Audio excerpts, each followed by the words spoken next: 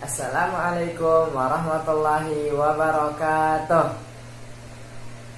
Hai anak-anak soleh yang dirahmati Allah, ketemu lagi hari ini bersama Kak Muhammad.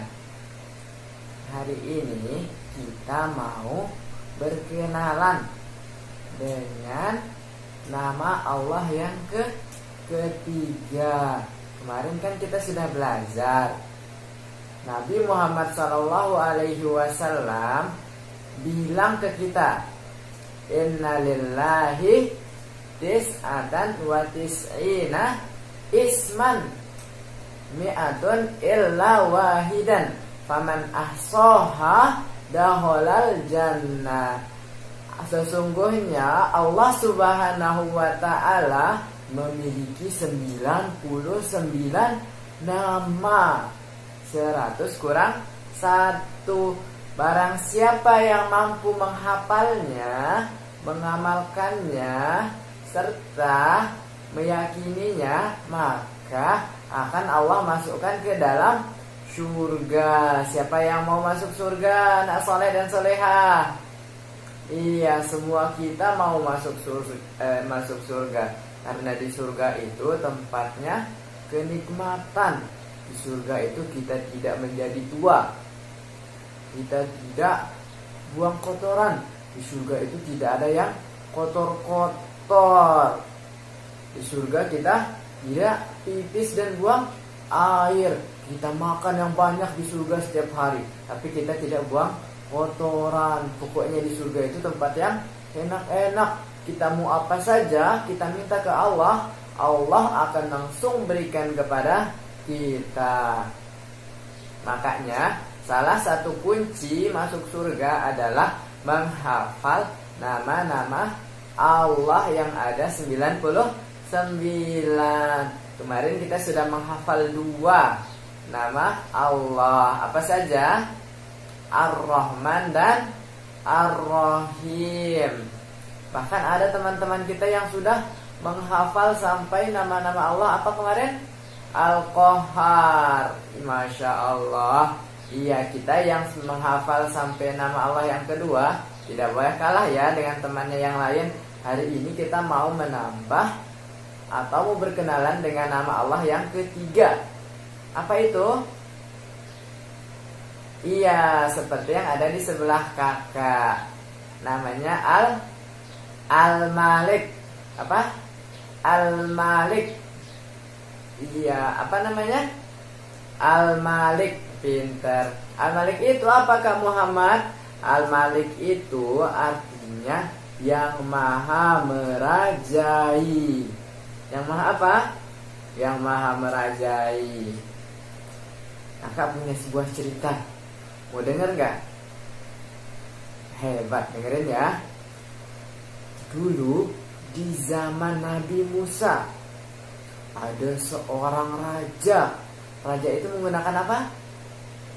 Iya, raja itu orang yang menggunakan mahkota. Siapa saja menggunakan mahkota akan dikagumi, akan dimuliakan oleh semua rakyatnya, seluruh rakyatnya. Di zaman Nabi Musa ada seorang raja yang sombong. Rajanya besar kepala. Rajanya merasa dirinya hebat. Karena saking sombongnya, rajanya mengaku sebagai Tuhan. Kalian tahu Tuhan itu apa? Iya, Tuhan itu Allah, zat yang berhak disembah. Karena rajanya sombong, dia merasa menjadi Tuhan. Dia bilang ke semua rakyatnya, wahai rakyat-rakyatku, aku nih menggunakan mahkota. Aku adalah raja kalian dan Tuhan kalian, katanya. Siapa yang tidak menyembahku, siapa yang tidak berdoa dan memohon kepadaku, maka akan aku bunuh, kata rajanya. Karena rajanya sombong, Allah utus Nabi Musa kepada raja yang sombong tadi. Nabi Musa pergi ke tempat raja yang sombong itu. Nabi Musa mengajak raja yang sombong itu. Tapi sebelum itu kalian tahu tidak nama rajanya siapa? Iya, namanya Raja Fir'aun. Nabi Musa pergi ke istananya Raja Fir'aun untuk mengajarkan Fir'aun bahwasanya Tuhan itu hanyalah Allah, yang maha merajai hanyalah Allah. Tapi karena rajanya sombong, Raja Fir'aun tidak mau mendengarkan ucapan Nabi Musa. Dan akhirnya rajanya itu memanggil orang-orang ahli sihir yang ada di negerinya. Lalu rajanya bilang, "Wahai Musa, jika engkau bisa membuktikan Tuhan itu hanyalah yang kamu sembah, bukan aku, maka coba kalahkanlah tukang-tukang sihir ini," kata rajanya. Setelah itu, tukang-tukang sihir Raja Fir'aun melempar tongkat yang mereka bawa ke tanah, dan seketika tongkat-tongkatnya berubah menjadi ular berbisa. Ularnya ada banyak sekali.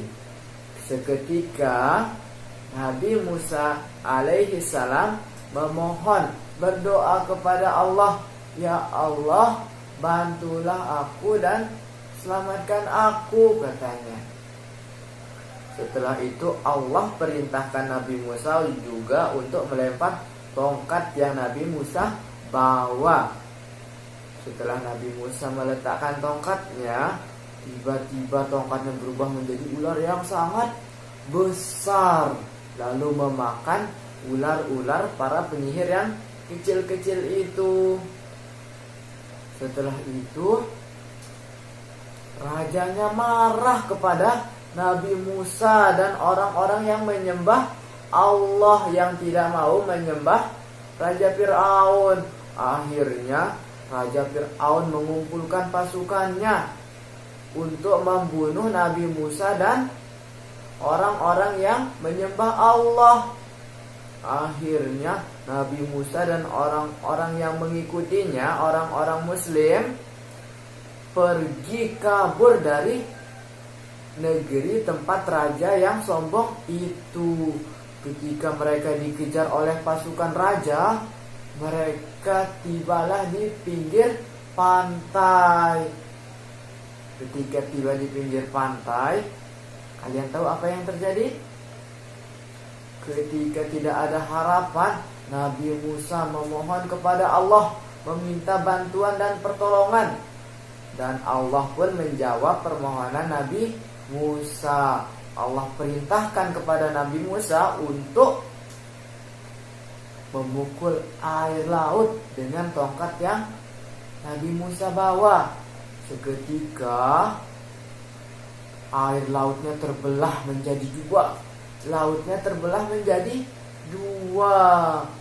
Ketika pasukan Raja Fir'aun yang sombong itu sudah mendekat, Nabi Musa bersama orang-orang Muslim waktu itu pergi menyeberangi lautan, berjalan di tengah laut.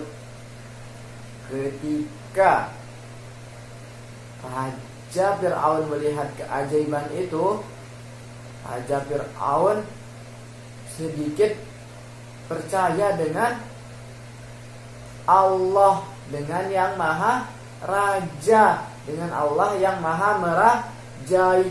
Tapi karena kesombongannya, dia tidak mau percaya. Dan akhirnya Raja Fir'aun dan pasukannya ikut menyeberangi lautan yang sudah dibelah oleh Nabi Musa dengan pertolongan Allah.